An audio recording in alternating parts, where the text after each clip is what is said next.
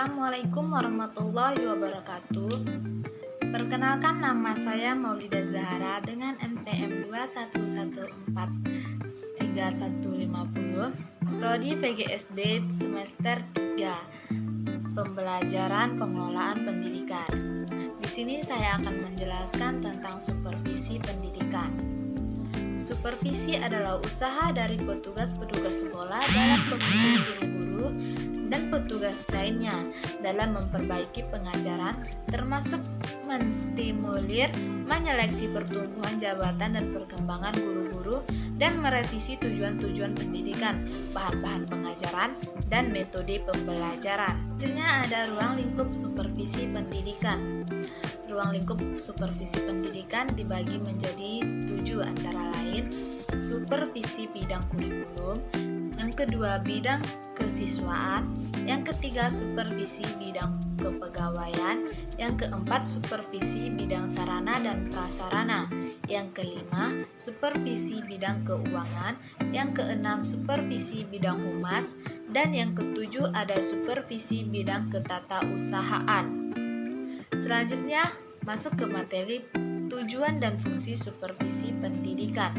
Tujuan supervisi pendidikan, pada dasarnya tujuan supervisi pendidikan adalah peningkatan mutu layanan sekolah melalui pemberian layanan, fasilitas, dan bantuan kepala sekolah dan guru untuk meningkatkan kualitas belajar siswa, serta memperbaiki dan meningkatkan kemampuan mengajarnya dan pengembangan potensi kualitas guru. Fungsi supervisi pendidikan antara lain, yang pertama mengkoordinasi semua usaha sekolah untuk peningkatan sekolah dan mutu pembelajaran, dan yang kedua melengkapi kepemimpinan sekolah bagi kepala sekolah dan guru-guru. Yang ketiga, memperluas wawasan pengalaman guru-guru dalam pembelajaran. Yang keempat, menstimulasi usaha-usaha yang kreatif untuk peningkatan mutu sekolah dan mutu pembelajaran. Yang kelima, menyediakan fasilitas dan penilaian yang diperlukan secara terus-menerus. Yang keenam, menganalisis situasi belajar mengajar secara terus-menerus. Yang ketujuh, memberikan pengetahuan dan keterampilan kepada setiap anggota staf. Yang kedelapan, memberikan wawasan yang lebih luas dan terintegrasi dalam merumuskan tujuan-tujuan pendidikan dan peningkatan kemampuan mengajar guru-guru. Selanjutnya ada peran supervisi pendidikan. Peran supervisor dalam sistem pendidikan, kegiatan pembelajaran merupakan kegiatan utama pendidikan di sekolah, sehingga seluruh aktivitas organisasi sekolah bermuara pada pencapaian efisiensi dan efektivitas pembelajaran. Oleh sebab itu, seorang supervisor dalam memberikan layanan supervisi yang merupakan suatu proses yang dirancangnya secara khusus untuk membantu para guru dalam mempelajari tugas sehari-hari di sekolah, diharapkan dapat membuat layanan secara efektif dan efisien, sehingga menjadikan sekolah sebagai masyarakat belajar yang lebih efektif. Di samping sebagai seorang supervisor, dengan berbagai fungsinya, supervisor juga dapat berperan sebagai 1. Koordinator, kedua sebagai konsultan, ketiga pemimpin kelompok sebagai seorang pemimpin kelompok, yang keempat evaluator sebagai evaluator. Selanjutnya ada prinsip supervisi pendidikan. Secara garis besar, prinsip-prinsip pelaksanaan supervisi pendidikan adalah sebagai berikut. Ada prinsip ilmiah mengandung ciri-ciri. Kegiatan supervisi dilaksanakan berdasarkan daya objektif yang diperoleh dalam kenyataan praktek pelaksanaan proses belajar mengajar. Yang kedua, untuk memperoleh data perlu digunakan alat perekam data seperti angket, pedoman observasi, percakapan pribadi, dan yang lainnya. Ketiga, ada setiap kegiatan supervisi dilaksanakannya secara sistematis, terencana.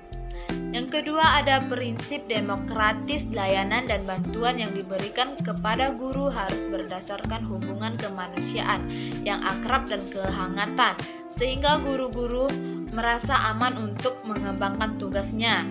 Demokratis mengandung makna menjunjung tinggi harga diri dan martabat guru sebagai mitra kerja peningkatan mutu sekolah, bukan berdasarkan hubungan atas dan bawahan. Yang ketiga ada prinsip kerjasama mengembangkan usaha bersama dalam proses supervisi, atau menurut istilah supervisi, sharing of ideas, sharing of experiences. Dalam proses supervisi untuk memberi support, mendorong dan menstimulasi guru, sehingga guru merasa untuk tumbuh bersama. Yang keempat ada prinsip konstruktif dan kreatif. Setiap guru akan merasa termotivasi dalam mengembangkan potensi kreativitas kalau proses supervisi mampu menciptakan suasana yang menyenangkan, bukan melalui cara-cara menakutkan. Selanjutnya ada pendekatan dalam supervisi. Yang pertama ada pendekatan detektif. Pendekatan detektif atau pendekatan langsung, yaitu cara pendekatan terhadap masalah yang bersifat langsung. Supervisor memberikan arahan langsung, sudah tentu pengaruh perilaku supervisor lebih dominan. Yang kedua ada pendekatan non-detektif. Cara pendekatan terhadap permasalahan yang sifatnya tidak langsung. Perilaku supervisor tidak secara langsung menunjukkan permasalahan, tapi ia terlebih dahulu mendengarkan secara aktif apa yang dikemukakan oleh guru. Yang ketiga ada pendekatan kolaboratif. Cara pendekatan yang memadukan cara pendekatan direktif dan non-direktif menjadi suatu cara pendekatan baru. Pada pendekatan ini, baik supervisor maupun guru bersama-sama bersepakat untuk menetapkan struktur, proses, dan kriteria dalam melaksanakan proses percakapan terhadap masalah yang dihadapi guru. Selanjutnya ada langkah-langkah supervisi pendidikan. Yang pertama ada pertemuan pendahuluan yang terdiri dari menciptakan suasana kekeluargaan antara guru dengan supervisor agar komunikasi selama kegiatan dapat berjalan dengan efektif.